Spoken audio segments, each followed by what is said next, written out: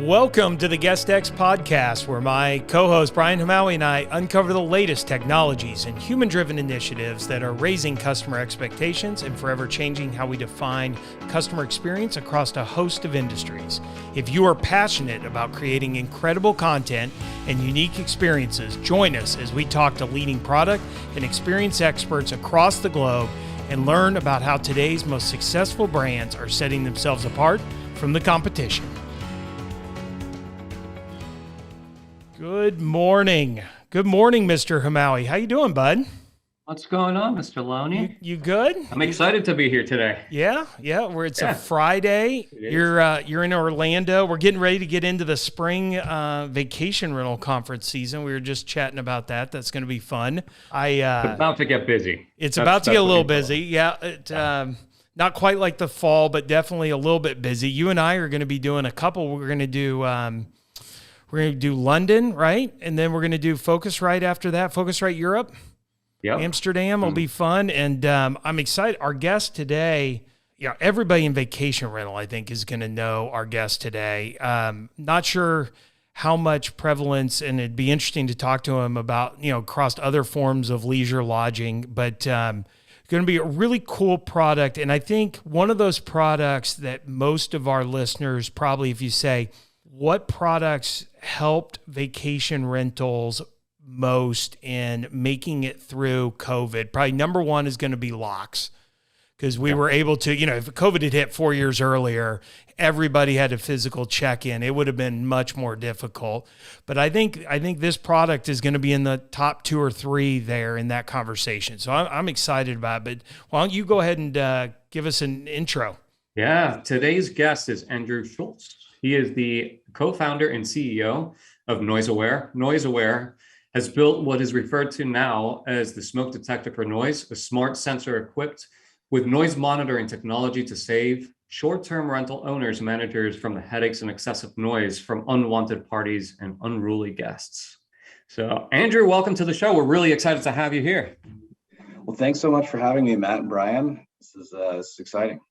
Yeah, it's a lot of fun.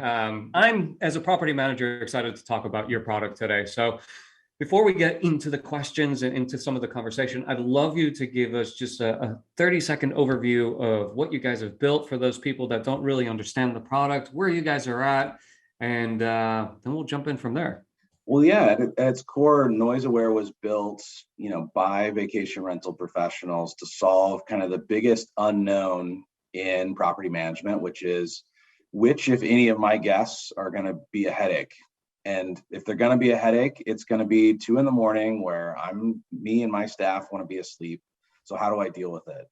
And so we built the world's first privacy safe noise monitoring platform that allows our property managers to simplify and kind of centralize that security function and just completely take it off their hands. So our mission is to solve 100% of the problems. Our automated resolution service solves 95% of noise issues in less than 30 minutes without any staff involvement. And, as much as I love our customers, I think their neighbors love us more. And it's really great to see kind of how solutions-oriented property managers are just really, really seeing the advantages locally, seeing their operations simplified, seeing their neighbors happy, seeing their communities grow. Andrew, I think you touched on a couple points that we really wanted to start to dive into. So talk to us about the process of how the actual product works. There's noise that happens at the house. What does it trigger? How does NoiseAware actually get to the guest without it being super invasive? Because, in my mind, I'm like, I know when I go on vacation and I go with a couple families, typically if I go with Matt, we blow it up. It's the 2 of us, and it's just like a massive party in Malaga, house. Spain. Huge. It's huge. It's just the 2 of us. We're in bed by 10 o'clock at night. But without being too invasive, how does NoiseAware help the property manager engage with that customer to make them feel comfortable that it's okay for us to call you and say, hey, turn down the noise. It's past that point, or you're going above and beyond what we think is the norm. We don't want to piss off our neighbors. We want to make sure everybody's happy here and you guys are having a good time. What does that look like? Yeah, I think the first step is from day one, again, coming from the property management world, kind of in our blood, if you will. Guest experience is always number one. And so when we started the company, privacy has to be number one. And so our team put our heads together and it's like, how can we do this? How can we see what's happening with all these other microphone enabled devices, which have all been caught, red-handed, recording people, like sending it to international teams to be listened to. Like, how do we do the opposite of that, but still provide the value to our customers? And so we actually developed not only our hardware component, our sensor, but also the algorithms that run on it to never have to record anything, never have to stream anything, yet still give the property manager the power. And it seems really simple, but it's never been done before. Just define what quiet means in their community. So the platform's built where each property can be a different threshold. We have indoor and outdoor sensors, generally in a single family home, on the beach.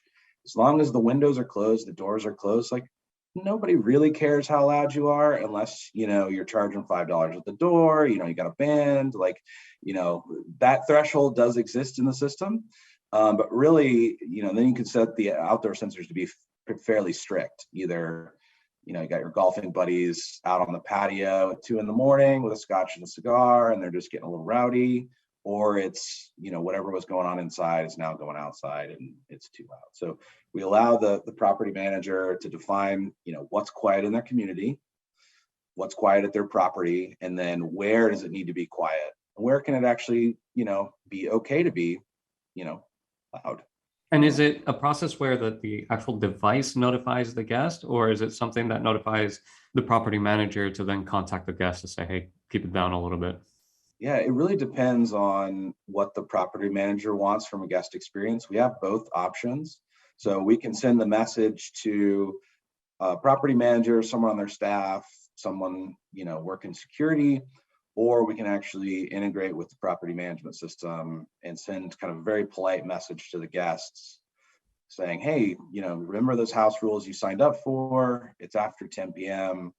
Do you mind just quieting down? And again, 95% of the time, people do on that first text message. The subsequent messages sometimes aren't as polite because that's when it starts to get to, are you ignoring me? Are you really doing something kind of nefarious? And it's that 5% that you got to watch out for.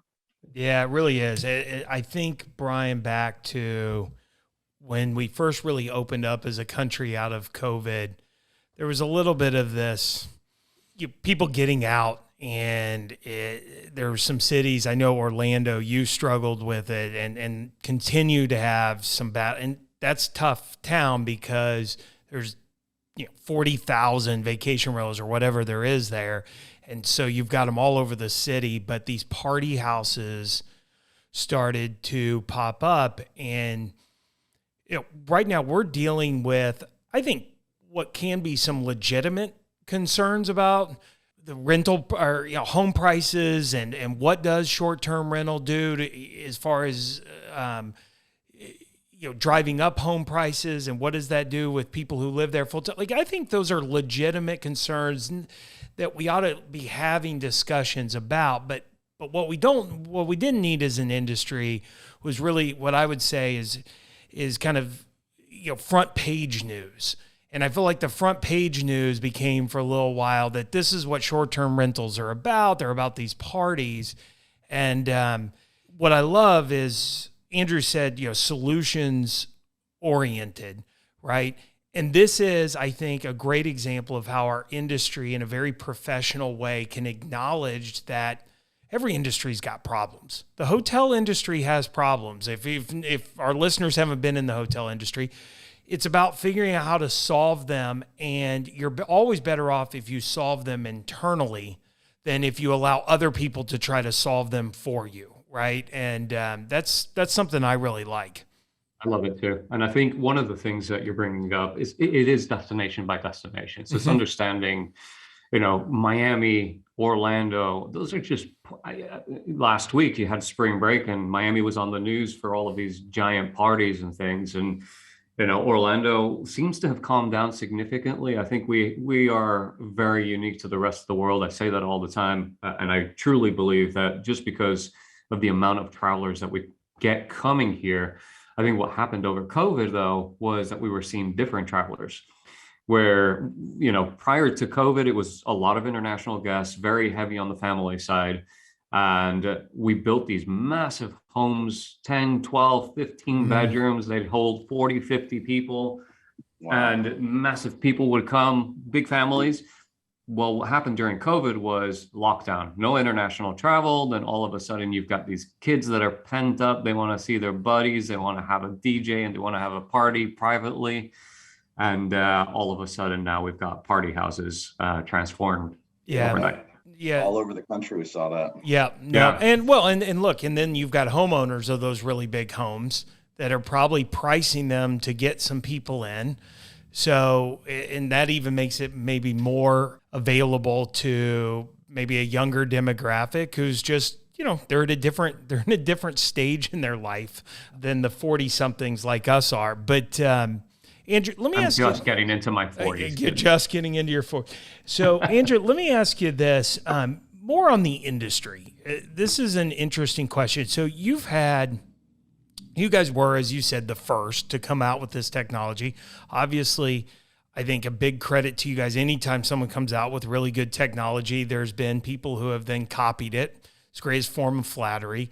When you think about your devices and you think about the industry, where do you take the devices? Do you need to expand the solutions that the devices? One thing I didn't know, the outdoor sensors, I'm like, that's brilliant. I hadn't really thought of that because that really is the bigger concern. But as you think about that and where the tech stack is for these property managers, as these products are becoming a little more commoditized, maybe by the OTAs, a little more price sensitive, not quite to the point of hotels. How much tech can they afford? And is that an area as you look to grow your business? Are you trying to get out and solve other problems? Or how do you view all of that, the dynamics of our industry now? Yeah, I think, we started with noise because that's how we could solve the biggest problem of the day from like an ops and, honestly, homeowner or community experience perspective. Now that we've got that solution rolling, now we get to think about, well, how else can we help property managers? And so when we look at like how we're going to expand our product line, it's really listening to them and saying, here are my challenges today. Like you took the worry about is a guest going to be, respectful off my mind. You've solved that. It's automated, it's fixed. What's the next thing technology can help me solve, either from, an operations automation perspective, from a just kind of knowing how my portfolio is behaving at any moment. So there's quite a few ideas. We're working with our customer advisory panel to kind of work through and make sure we're building each step we're taking continues down this property assurance path to, again, get operations simplified so that more time can be spent on guest experience, which is honestly every PM we talk to, that's where they want to spend their time. And they're always frustrated how much time they have to spend on operations rather than just making sure every family that comes in or every group just has the best experience and then becomes a repeat traveler.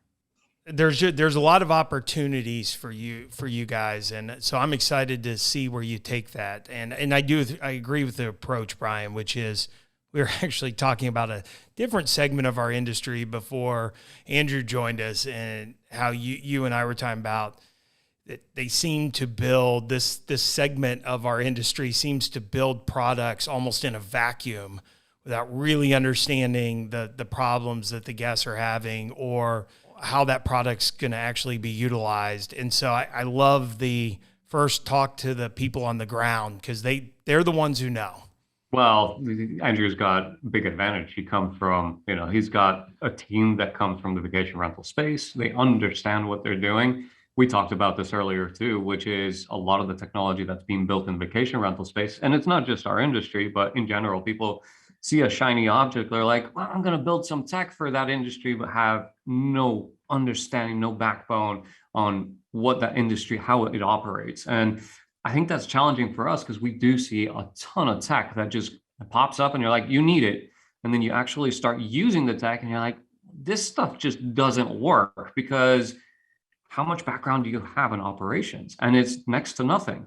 And some of our core technology has been built that way, which is why some of it's so ineffective. But, Andrew, one of the things that I think you guys are doing is really having an impact in some of the legislation and regulations that we're having in our industry. We have a lot of cities coming down on property managers and the ability to open up, maintain their businesses alive, and it evolves or revolves around guest behavior. Talk to us about the effects that you guys have had around that, because in my mind, NoiseAware probably has helped a lot of operations stay alive purely because we now have a device to be able to monitor guests and help them through some of those procedures. Well, one of the other benefits of actually coming from the industry is it's one thing to build a technology that they want to use and helps, but you got to get the word out that technology can solve this problem. And we've found some great partners with Furbo, with GovOS, with Proper Insurance, where we as a the vendor side of the industry can work with local organizations or local PMs to go to the city, and it's like there are options here, right? This is not the Wild West, right? There are some very professional folks who are doing it the right way, and this is what they're doing, and it allows us to educate lawmakers, especially in these new communities that have just boomed from a vacation rental perspective over the last 2 years, which I think is a phenomenal moment for the industry, but it's very confusing for legislators.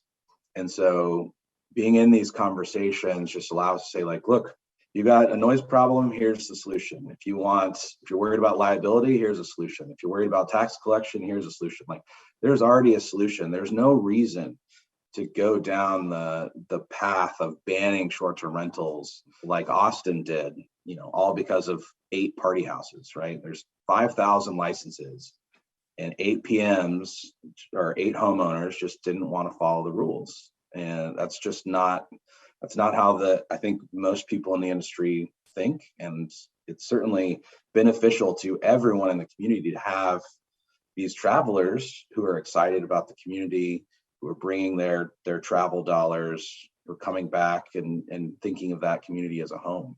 And I love that because we need help. I mean, and there are some key people in our industry that are really beating this drum, right? Which is as we said earlier, if you're not proactive, you're going to be reactive, and you're going to be reacting. And usually that means you're behind the 8 ball. They've already, right. Now the pitchforks are out and they've villainized your entire industry. Instead, we can be on the forefront and say there's a professional way to do this, and we're going to lead that charge, and we're going to self-regulate. And some of this too, Brian, goes back to some of the, you've always been a big proponent at some point, if we're going to call ourselves a professional industry and professional managers, education across and certification is something, and maybe some standards. And it is a slippery slope because every market's different.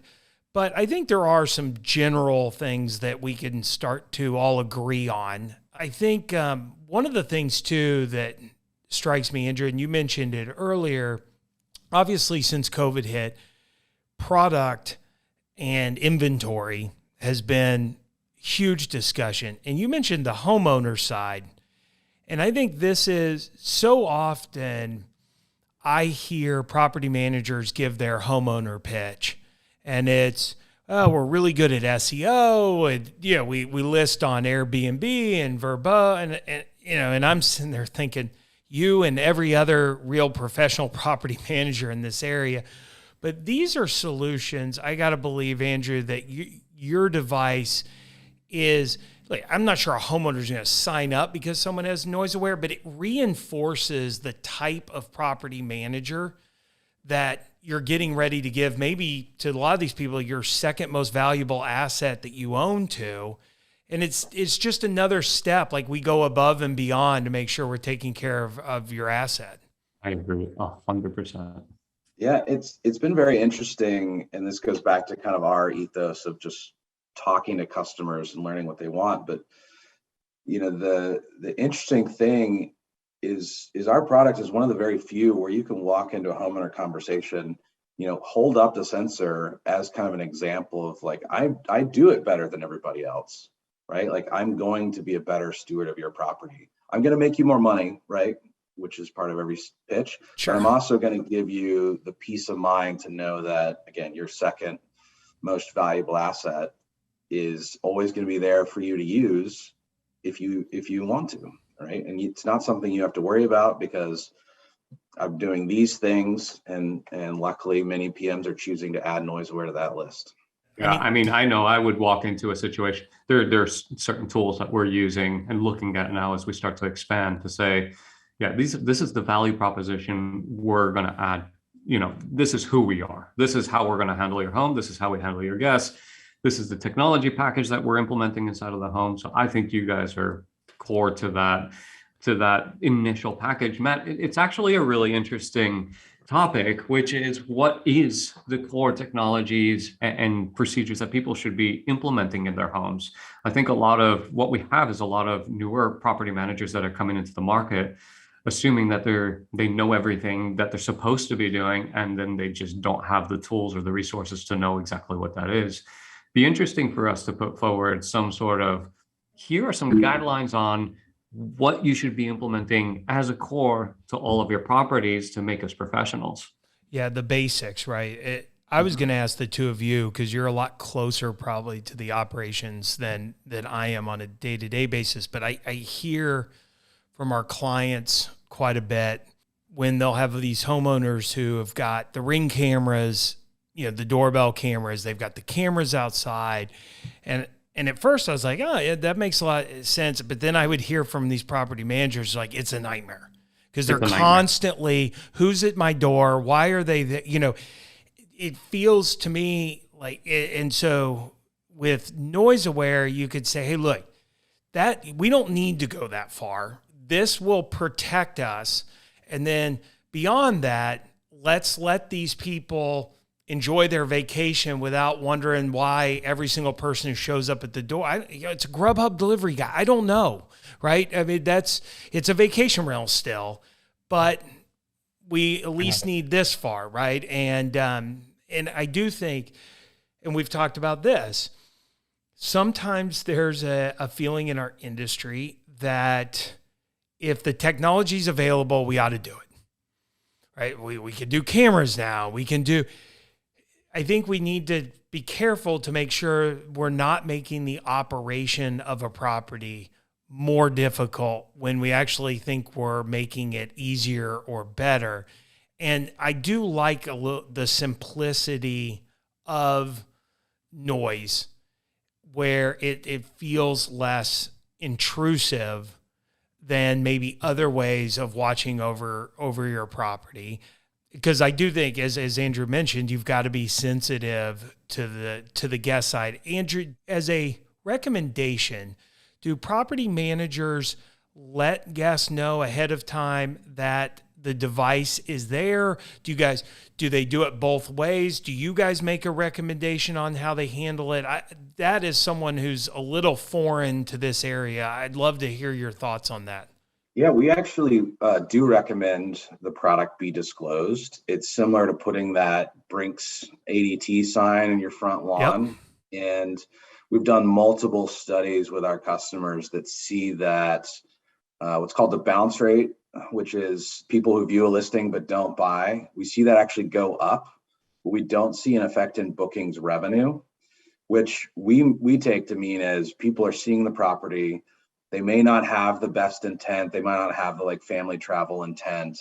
They see that there's not only no parties, here's what the quiet hours are, so on and so forth. And in the listing, it says we have NoiseAware installed. And they're like, oh, okay, well, I don't want to deal with that. I'll go to another home. I'll pick a different home. So we're actually seeing that in a data-driven way, where better guests are actually choosing our customers' properties because they've disclosed our sensor Yeah. and our service. It's smart, because those who aren't really afraid, I mean, my only fear would be, I've got a 5 and a 3-year-old. So there's a good chance they could set off, maybe not an outdoor sensor, but they could definitely set off an indoor sensor. But no, I think that's a good question. Smart. How do you guys handle that? Is it based on volume of people? Is it, because, you've got a screaming child, does that set off the sensor, or is it just, how do you guys measure the decibels? So going back to these kind of algorithms we developed, kind of the high level term we describe them as called our property risk score, or noise risk score, and which is, here are all the inputs that we have. Noise is one of them. There's, volume, duration, how fast did it go from silent to crazy loud. All these kind of things go into kind of a deeper set of algorithms that are all kind of on the back end. And that's where it starts to get like, is this a screaming child? Is this a sneeze? Is the, door slam? All stuff that is loud. If you're in the room and it happens, it's not the great experience. But in the grand scheme of things, nobody wants to get alerted on that. And so there's a lot of work the team does to build these ever smarter algorithms that take all that kind of just everyday loud stuff and just make sure that it gets filtered out. And so I'm not worried about your, child screaming, setting it off. I'm not worried about your dog barking. What we're really good at is seeing someone crank up the music at 2:30 in the morning after the bars close at 2, and getting a notification of that person really quick, within minutes, or seeing a space go from, kind of how we kind of understand it is, one conversation happening at a time, to get enough people in the room where there's now 5 conversations happening at once. And that's where you start seeing that risk level go up. And depending on, again, the property type, that could be okay, right? Going back to the 14-bedroom mansion, whatever we talked about a minute ago, like maybe that's okay. But in a 1-bedroom apartment, that is not okay. And going back to the whole platform's built to kind of let the property manager define what they're comfortable with from a risk tolerance perspective. I love, Brian, because one of the complaints there are some other solutions I know that have tried to measure other related things that might be associated with parties. And again, not trying to call out any certain vendors but I think one measures how many people are connected to the Wi-Fi. That seemed logical to me, but then I'm thinking, man, my 5-year-old and 3-year-old have got the Amazon tablets, so they're on. I've got at least 7 devices connected at any given time, whether it's watches and this and that. You can't really, noise seems to be the one, especially if you can drill it down to a property and go, this is in a condo at 2:30 in the morning, bigger deal. This is in the middle of nowhere, and it is on an acreage, probably not as big of a deal. And those are things, I think, going back to what we're talking about as vendors in the industry. If we're going to make money on the industry, our job is to know the industry, and that's not always sexy. It's not always fun. You can't always write code about it. You certainly can't write good code without it, I would say, but you've got to do it. And if not, then maybe you're not in the right industry. So I think just for listeners who may be getting started in this industry, just the importance of understanding why certain things work and certain things don't. Because the other thing I can tell you is there is a sensitivity. You want to see managers rip your product out pretty fast. Keep notifying them and sending them emails that are irrelevant. They already have guests sending them emails that are irrelevant. They don't need their vendors doing it as well. Yeah, agreed. Yeah, it's really fascinating. Andrew, so if our listeners, I'm guessing the easiest way to get in contact with you through the web, email, but if they want to get more information, what's the best way to do that? Easiest thing to do, NoiseAware.com. We'd love to talk to you. We've got a sales team that's, again, from the industry. So We've got a chat window on the website. If you just want to learn more, just do some research, please reach out to us, give us a call. And then I really hope you make a purchase, and you can all do that through the website. And are you guys US based or are you guys worldwide? So if we have customers, Europe or South America, can you guys service that? Yeah, we're worldwide. Happy to take anyone kind of growing a sustainable property management business as a customer. Most of the teams here in the US, but we're able to service anybody. That's awesome. Well, thank you again, Andrew. Congrats on all the success, and we look forward to continuing to see how you guys continue to further develop the product, and hope to see you and some of the team members at some of the upcoming shows that we've got. We're hard to miss, man. Yes. The Hawaiian shirts. Hawaiian shirts, big NoiseAware letters. You can find us. I love that the NoiseAware team is the loudest when it comes to the outfits. It seems a little ironic. Yeah. Well, thank you again. Thanks so much, guys. That's it for this week's episode of GuestX. Be sure to sign up for our email list at guestxpodcast.com. That's guest, the letter X, podcast.com. And follow us on your favorite podcast app so you do not miss our next episode. We are Mr. Guest Experience, Brian Hamaui, and Matthew Loney signing off and reminding you to always create a customer experience worth talking about.